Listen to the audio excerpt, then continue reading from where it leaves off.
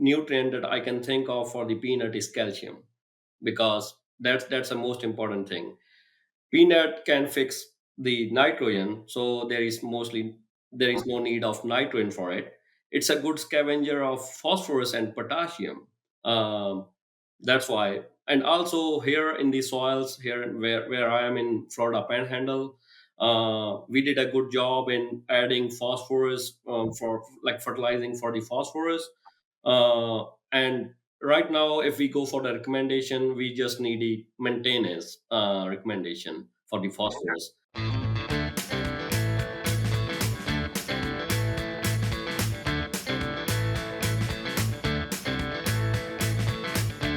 Welcome to the Crop Science Podcast Show. My name is Brian Arnell, and I'm coming to you from Oklahoma State University. This show is brought to you on behalf of Wisenetics. Today, I'm happy to have with us Dr. Hardeep Singh. He's an assistant professor, cropping system specialist at the University of Florida. His specialization is cotton peanut rotation, and he's a 60% research, 40% extension specialist. Main crops of interest, of course, are peanut, as I mentioned, and cotton, but also he works in corn, soybean, wheat, and carinita.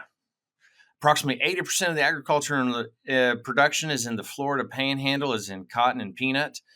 And although the yield of these main crops, cotton and peanut, is near historic highs in the state, the prices also remain low and input costs are increasing.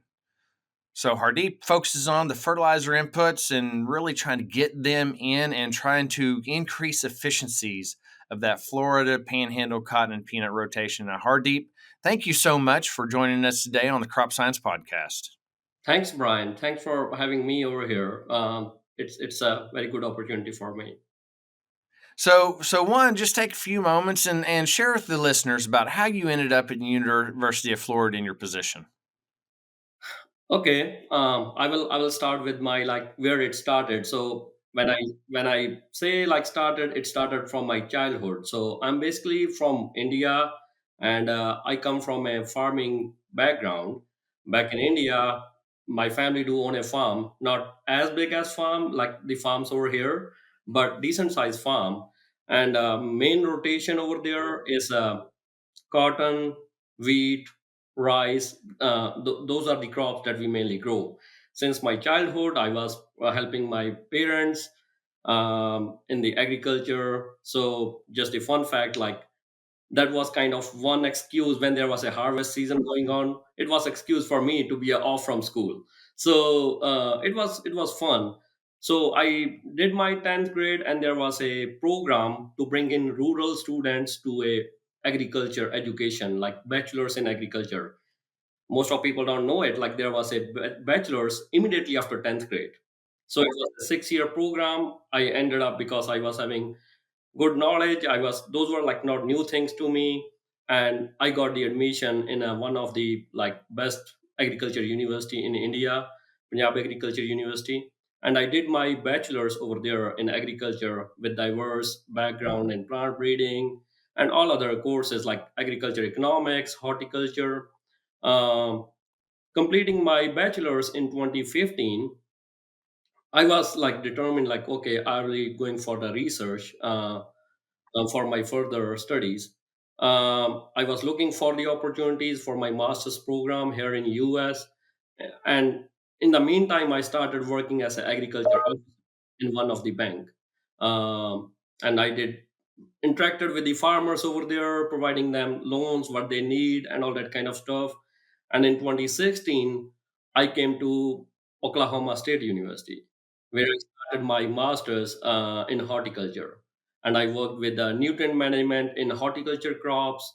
I worked with the hydroponics and comparing the hydroponics with the soil production. So it was fun trying to know a new system. It was fascinating to me, like, okay, we can grow crops only using a water without a soil. But when I was looking for a PhD, I thought, like, no, I'm getting some disconnected from the soil. I should back into the soils.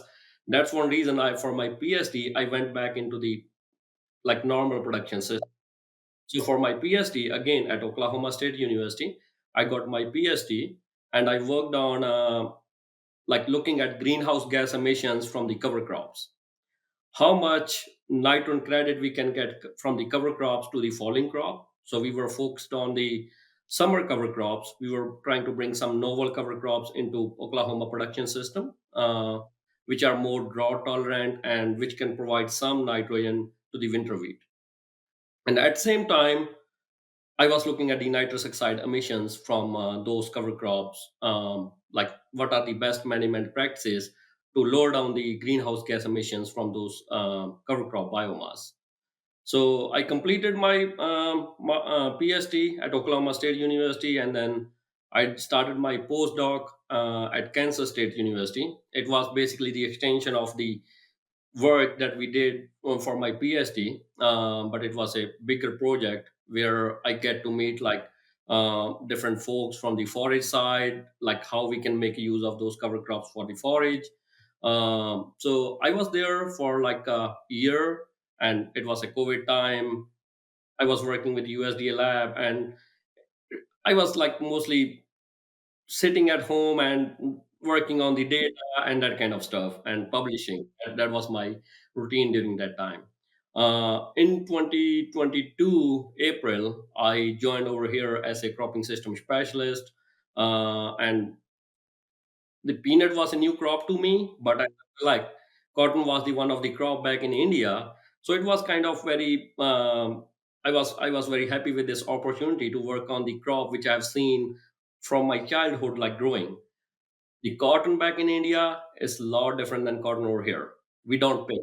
We let it grow like 7 feet tall, but over here it was like almost like 3 feet or 4 feet high cotton. So it was good opportunity, and I landed over here in April 2022, and it's almost 2 years now. It's going fast, and that's how I ended up. And my when I talk to my parents, I say like, okay, I'm working with the cotton. They feel very happy, like, okay, he's working with something like they are familiar. Yep. So let's just, and I don't want to spend a lot of time on this, but I do think it is fascinating that you speak of the difference in cotton height and the cotton growth, but it's a mechanical rationale. There's a reason the cotton back home for you in India is that tall, and if you really look, a lot of Asia and even into the Western Europe region, you still have a lot of tall cotton. But can you explain why there's an importance that there's a reason that it's tall in many regions? So one reason I can think of is the mechanical harvesting over here versus hand picking over there back in those countries. Uh, we do have availability of labor, and also means over here we don't want our cotton going too high because we want to mechanically harvest. My parents were here last year, and I showed them like how cotton picker works. They Mm-hmm. were fascinated because like they were um, because they spent their life, they didn't think of like machine picking can be possible in cotton because it was growing too high, and it is very indeterminate. You never know like where the ball is, and how the machine would know where the ball is. But that's one of the reason. I know like now over there also people are moving towards the machine picking due to the shortage of labor, but still the pixing is not a common practice over there. They still let it grow high. That's one reason, due to shortage of labor, people are moving more towards the guys, which is not again not sustainable because lots of use of water. But cotton, the price thing, the same thing over here, the market, those are the things that cotton is being less, having less acres as compared to rice over there these days. So tell us now, jumping back into the panhandle, tell us a little bit about what the cotton peanut rotation or what just that production system in the Florida panhandle looks like. For the Florida, it's a very diverse state. Like starting from here, even sometime like when I go to Cotton Belt Wide meeting or some other conference, people really think like, okay, do you grow cotton in Florida? Like, yeah, Yeah. we do. Because most of the people when they hear Florida, they think about citrus or some specialty crops. But here in Florida Panhandle, we do grow some cotton and peanuts over here, and we do have some forage production system also. It's mainly these counties which are on the bottom of Georgia and Alabama, and I know those states are big in cotton and peanut. We are not that big, but still we have some acreage. Uh, there are two main counties, Santa Rosa County and Jackson County, which are big in cotton production. In Jackson County, it's more irrigated, but over here in Santa Rosa County, near to Pensacola, it's more rain-fed cotton. I won't use the word dry land because I know Yeah, that I'm still used to it from Oklahoma. But absolutely. over here, it's no dry land, it's rain-fed because we receive almost around 64 to 65 inches of rainfall per year. So we don't You need you get more in your rain fed than we can put on in our irrigated ground. That's Yeah, the that's right. But yeah, those are the main crops. But you might be aware of like the fertilizer prices, and from last 2 years, that's one of the reason. And the prices of the cotton, and the farmers are not able to make their break even. Also, that's one of the reason they are switching. They are trying to find an alternative to this cotton. The main rotation over here is cotton peanut or cotton peanut to break the disease cycle of the peanut because the all the fungus and that kind of stuff. It's legume, non-legume rotation. But what's the alternative? They are planting soybean, which is again legume, which we will have the problems. But hopefully, in coming years, we will start seeing good prices of cotton, and people will be again switching towards cotton. So would you say the production system is focused on the cotton side or the peanut side? Because often you can go into regions and it might be a corn soybean rotation, but they're really corn farmers, or it might be a cotton corn rotation, but they're really cotton farmers that put in. Do you have one dominant, or is it just a good blend? It's a good blend, I would say, but people are more towards the peanut because that's what they are making living off. They make the money off that. And when they say, like, I was talking to somebody yesterday, and they say, like, it's a tradition that we plant peanuts every time in our farm. Why it became a tradition? Because they are making living out of it. They want to feed their family and the other world too. So I think it's more towards the peanut. Like they are more focused. The cotton is to just break the cycle. And whenever it's a good price, they will make some money out of cotton too. So spend a little bit of time because we have a little bit of peanut in Oklahoma. I don't have that much experience in the crop. So tell us a little bit about peanut fertility. There's some unique things about the peanut crop that we don't worry about in say cotton or corn. Talk a little bit and speak to not just the specialization of peanut fertility, but some of the work that you're doing. What's the research coming out of your lab? So, peanut being a legume doesn't need much of the nutrients, especially the nitrogen, which is big in the other crops like cotton or corn. One thing I would like to say about peanut is maintaining the soil pH. That's a most important thing. Um, One important nutrient that I can think of for the peanut is calcium because that's the most important thing. Peanut can fix the nitrogen, so there is no need of nitrogen for it. It's a good scavenger of phosphorus and potassium. Um, that's why. And also here in the soils, here where I am in Florida Panhandle, we did a good job in adding phosphorus for like fertilizing for the phosphorus. And right now, if we go for the recommendation, we just need the maintenance recommendation for the phosphorus. For the potassium, that's important thing when we think of the cotton rotation because people think of like okay, peanut scavenges the potassium, and then that leads to the potassium deficiency in the cotton because they are both related. Uh, it can be if we are taking hay out of the peanut field, because when we are taking hay out of it, it's lots of potassium might be taken off. There might be still some back in there because leaves and spots are still there. But it might lead to some of the potassium deficiency in cotton. But for the peanut, we don't put lots of fertilizer for the potassium. Going to the calcium. So the main source, because when it's a pegging time, it needs calcium to make that peg and to make it to make the pod. That's a main time when we need the calcium for the peanut. And the main sources of calcium over here are the gypsum or lime. So, and these days there is some word going on for the liquid lime also. I haven't done personally like any research with the liquid lime, but looking at the research from our neighboring state, Georgia, and Alabama, and it's easily understandable. Like the calcium is not uptaken through the leaves; it's through the roots. So if you're spraying liquid calcium, for sure it won't add to the soil calcium levels. One thing is like, okay, you are putting ton of gypsum versus few gallons of liquid calcium. But this year I'm doing some calcium study for the peanuts. I'm having the sources: gypsum, lime, and then this liquid calcium, and then there is another product from ICL. I'm looking at the liquid calcium also, like how much that would add. The main reason people are using liquid calcium is due to the shortage of gypsum. It's hard to find gypsum over here. That's like to find just find an alternative.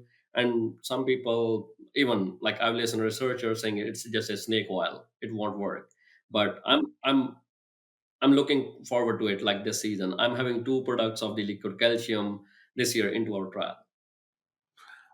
Well, that's really it's something we hear a lot of, and I'd even go back because you mentioned it was liquid lime first, but it's really liquid calcium is the products you're talking about. Liquid lime is a different product Yeah, for liquid calcium. they use like liquid gypsum and liquid lime for that liquid calcium because people are not used to that liquid calcium thing. They would relate it either to the liquid gypsum or liquid lime. The means I don't know if I'm able to speak that company name over here, but they are also going with the lime on the back of it, like when they are selling their product. Uh, Yeah, and most of these products, because we have them also, and they're focused heavily in our pasture. And I've got a fair amount of work that I hope to be actually publishing in the next couple months. But most of these liquid calcium products are a calcium chloride or a food grade calcium chloride, and many are combined with a low dose of humic acid or a fulvic acid. And what you mentioned, Hardeep, is very true. Is that especially when it comes to pH or even calcium demand, is that also often lime and calcium are needed in quantities. It's not like a micronutrient that you only need a pound per acre or 2 pounds per acre to produce all that you need. Lime takes a large quantity to convert the hydrogen in the soil to hydroxide to basically gas off carbon dioxide and relieve an OH. And on the calcium side, that pegging peanut is much like a corn plant or a cotton plant when it comes to potassium because the demand to send calcium to that shell and to that peanut is so great that it's a quantity issue. Is that I mean I fully see a calcium chloride working well if I could put on 100 pounds of calcium. yeah. I agree with you on the calcium chloride. There are some points where we can use calcium chloride or calcium thiosulfate through the irrigation. If you're having some irrigated peanuts and you are on a borderline, like, okay, the recommendation is if your soil calcium level is below 500 pounds, then yes, you need to apply the calcium, apply the gypsum or lime. But when you're on a borderline, you're not sure, and or during the late season, you found that you're having calcium deficiency, then you can put through the pivot because the pivot is applying through pivot is not spraying because you are putting lots of water and it's going to the soil. It's not staying on to the leaves. It's adding to the soil calcium. It might get you some benefits over there, but again, I won't say like it would add lot to your soil calcium level because of the quantity that what you mentioned because you need it in lot quantity versus like you're putting only small amount through pivot or through spraying. Well, today we're talking with Dr. Hardeep Singh, assistant professor with cropping systems at the University of Florida. And Hardeep is working out in the Florida Panhandle on cotton and peanut rotations, cotton peanut soil fertility. And so Hardeep, what's some of the research projects that you and your program are working on right now? Starting with the cotton, like when I was being interviewed over here, I was trying to search like what is my vision for this position. At that time, I found that the nitrogen recommendation for cotton is one of the I would say pretty old, outdated over here. Right now, we are having a recommendation of just 60 pounds of nitrogen, which dates back to like 1980s when we were making one bale cotton. But these days, like even in sometime in rainfed, we make like two or three bale cotton. And Florida, due to sandy soils and due to the leaching potential, it's coming as a law, like how much nitrogen we can put onto our farms. It's more regulatory. It's becoming more regulatory. So there was a need to update those recommendations. So the one thing that I'm working on is like nitrogen rate study for the cotton, and we are trying different rates starting from 0 to 235. I know like 235 seems to be a big number, but with the supplates and it's mainly like because we have a rain fed also and we do have a irrigated also with more production potential, like yield potential, like of three bale cotton. And over there, like in Jackson County in irrigated, even people are like way higher than the like what's current recommendation. So we are testing that. In that study we are having the lysimeters also, because I said like leaching potential, we do have drain gauge lysimeters. So we are looking at how much leaching will be, how much nitrogen will be leached from your production system if you're using that specific rate. So that's one of the project. We ended up second year of it, and we are currently analyzing the data. Again, when I'm saying recommendation, it will not be a single number. It will be a sliding bar depending upon lots of other factors. Are you in it will be more yield based recommendation, like what's your yield potential, what's your yield goal. So that's one thing that I'm working on for the cotton. Another thing is I'm also doing some research on use of enhanced efficiency fertilizers, like. And one thing, when I talk about enhanced efficiency fertilizers, is mostly the cost. Like we are that's what we are looking at, like okay, if we are able to reduce the nitrogen rate using that enhanced efficiency fertilizers, will they able to cover that cost, what extra cost we are using to buy those enhanced efficiency fertilizers. And those research, that research I'm doing it in cotton and corn. And also I'm working on bringing in some alternative cropping systems. Like as I said, like the cotton, people are trying to find the alternative. One alternative to it is the hemp, industrial hemp. I'm doing some nutrient management studies with industrial hemp also, because right now we do not have any recommendations for the industrial hemp for the nitrogen. I know like there is some work being done for the nitrogen. We are trying to develop the recommendation for Florida. That's one of the summer crop. And you mentioned about carinata. It's a oil crop, same as like canola, and that's what was being done when I was just arrived over here. Right now, we are working on proposals to get some more funding to see. So that crop will be winter crop. So it's I would call it cash cover crop. So we are getting the seed also. The major uh, issues with carinata is the maturity time. It matures late, and it's hard to fit it in the cotton production system because sometimes it goes until May. But we start planting cotton in May. But the breeders are working on it to develop the early maturing varieties for the carinata. But those might be some new crops that I will be working on. One another project that I would like to mention over here is that we are starting over here in Florida for cotton is STEP program. It's a stakeholder engagement program. It's something similar to TAPS program in Nebraska. In Oklahoma. and Oklahoma. And I know, Yeah, don't forget us, Hardeep. You know. no, I know like Kansas was also involved, Oklahoma was also involved. So it was done in Corn, in North Florida Research and Education Center in Live Oak last 2 years, and it's pretty successful program. And this year we are starting here in at my center also for the cotton. So basically, what it is, it's a competition among the growers, producers, because sometimes they learn better from their peers rather than listening to the specialists or researchers, and also at the same time we can learn from them. It's not always like the researchers are always right. So what management practices they are using, so it's a big learning opportunity for us also. Right now we are in a phase of recruiting the teams for the cotton step program.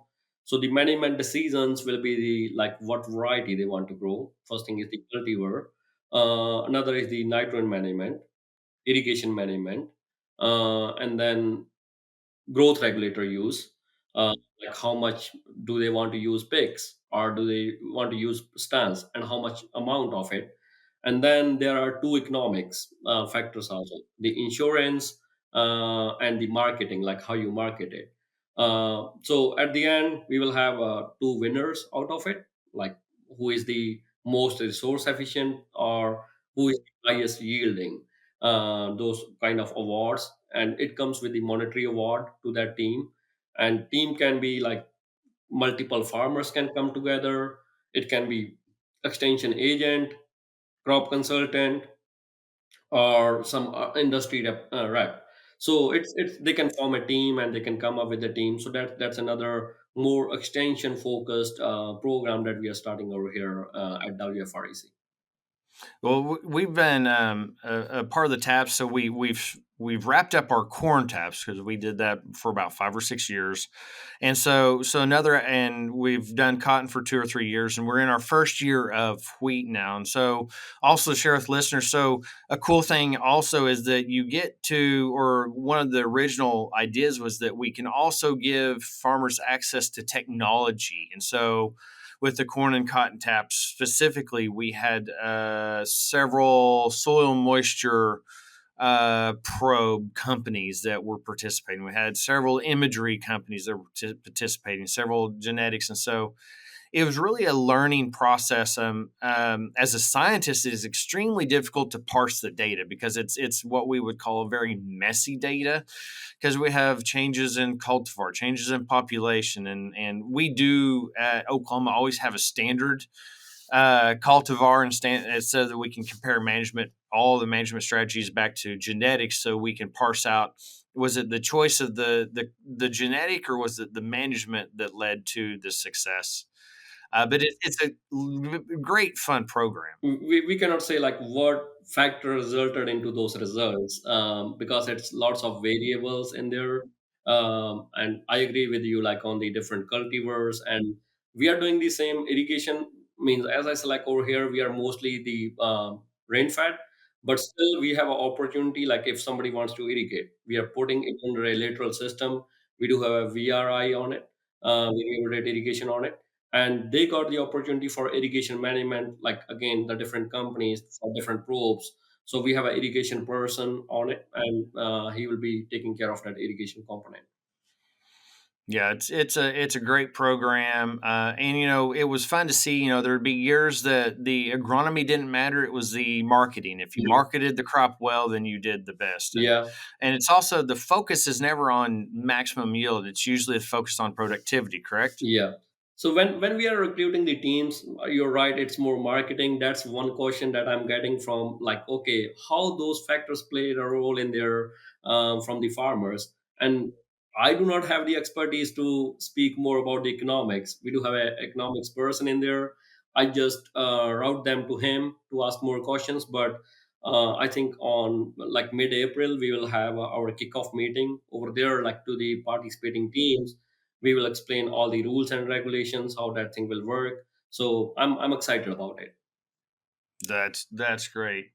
Um, as we go through and some of the work you're doing, Hardeep, anything else that you're excited about on the research or the future research that you may want to be doing in the One means at the same time I'm looking for, like, we do have a like summer crops, some summer main crops, cash crops, and then we leave our soil not very usual, but we try to say like we need to bring in cover crops. Carinata is one of the thing for it, but we are also trying some other cover crops like rye, crimson clover. One thing that I just started doing it is trying to add a living mulch to a cotton production system. When I say living mulch, it's a like legume living mulch. So we planted a white clover as a like fall cover crop, but our idea is like we will not terminate it. We will just go ahead and plant cotton in between, uh, because we plant the cotton at 36 inches, which is a wide space. Even if we are growing like during the winter cover crops, when we terminate it, still like for a month or like month and a half, with that wider spacing, you are leaving lots of soil kind of fallow, which is more prone to the erosion or like running out the nutrients. So we are trying to cover with that like the spacing between the rows with that living mulch. And the idea is like, okay, when we terminate it with our higher temperature and the humid conditions, the biomass go too fast and we don't get much credit of the cover crops. But with this living mulch, it will start dying as cotton shades. So it will be kind of slowly releasing nitrogen. That's the hypothesis. That's the first year that I started. And we'll see how it goes. But that's one other thing that I'm fascinated about it. that isn't a fascinating concept, and I can only imagine. I'm excited to hear how it goes, and also how you manage weeds, especially with the broadleaf weeds that would be a little bit of a challenge, I would imagine. Yeah, I was talking to the weed scientist. We are looking for a weed scientist over here at our center, so we don't have the weed scientist. So I took that into consideration and I talked to weed scientist from Auburn, and he have some recommendation that we will start doing it. But I know, like, yeah, I agree with you that that will be a challenge to control the weeds and cotton with that wider spacing. But at the same time, it's claimed that cover crops help to suppress the weeds. So if we have a already established cover crop, it might help some of it. But it will be good to combine some weed science study in there to look at it. Maybe covering some area with the tarp and not spraying it with the whatever herbicides we'll be using. But I'm just waiting for some weed scientist to come join over here, and he or she, whoever comes, might be a good collaboration, like to start on that project. Oh, absolutely. Well, Hardeep, thank you so much for joining us today at the Crop Science Podcast. We're at the end of our time. So we're going to go through the three questions I ask all of my guests. And so with that, It's time for our famous three. Explore the future of agriculture with KWS, a global leader in innovation and sustainable farming practices. Uncover the exceptional qualities of our hybrid rye, cultivating a legacy for a greener tomorrow. Visit kws.com/US for more information and for dealer locations. KWS, seeding the future since 1856. what is your go-to work resource? If you have a question, where do you go? Okay, it depends like what kind of question is it. If it is something related, like I'm not knowing about the agriculture practice, I would reach out to some, I have a list of the farmers, um, and I would reach out to them like, okay, this is the question I'm trying to learn, and they're pretty helpful resources, or the extension agents, because they have a vast experience. So basically, whatever question is it, I would go to somebody who is more experienced than me. If it is something like on my career side, on my professional development side, I would reach out to my peers who have been through that process. I would reach out to my advisors, those kind of stuff. Uh, but yeah, mostly talking to the people. There are some things that we can get from people by talking, which we cannot find over the internet or through the books. I know, like reading the books and those things are also important, but I think those are the quicker sources, like talking to people and getting to know from their experiences. What worked for them might not work for you, or like that kind of stuff. But still, it's a good way to reach out to different people and then see what is their viewpoint for that specific question. Absolutely. Follow up is what's your favorite leisurely activity? What do you do in free time? Okay, means I'm here in Florida. What you can think? Yeah. So yeah, means it's I got 18 months old with us, and that's most of time that she's taking whenever I'm free. Or she likes to go to beach, and at the same time we would like to, like, and we are just 20 minutes from the beach over here. So that's the main thing. Summer is coming. I know summer is a busy time over here, but still we need to find some time for ourselves too. So that's my activity. I would go to beach, maybe do sometime jet skiing over there. One thing that I'm trying to do, or trying to try, is hunting, because when we go into with the farmers or even my technician, they talk a lot about the hunting or fishing. So I think I need to try sometime that I have never hunt, but that might be one of the another activity that I'm interested in moving forward. That'd be fantastic. All right. And finally, where do people go to find more about your work? Okay. First thing is WFR is a website. Like, you can go over there. I'm trying to develop my program website also, where we will have the current members, what they're doing, and the past members. That might be the one of the source. Other is X, not Twitter anymore.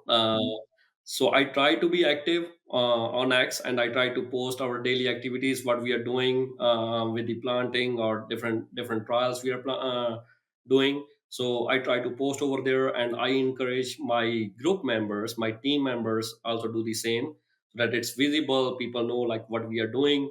So that might be another way that people can find what we are doing. I try to be active in LinkedIn, but I'm not that active in LinkedIn, but I'm there. I don't post much.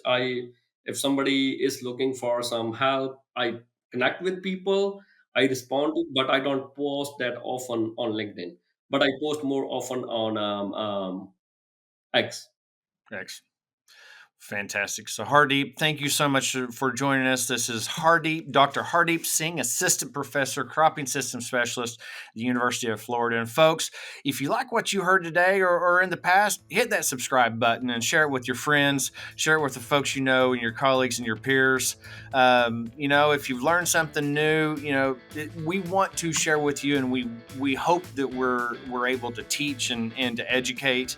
Leave us comments, tell us how we're doing, and let us know who we should have as our next guest. Thank you for joining us, Dr. Singh. Thanks, Brian. Have a good one.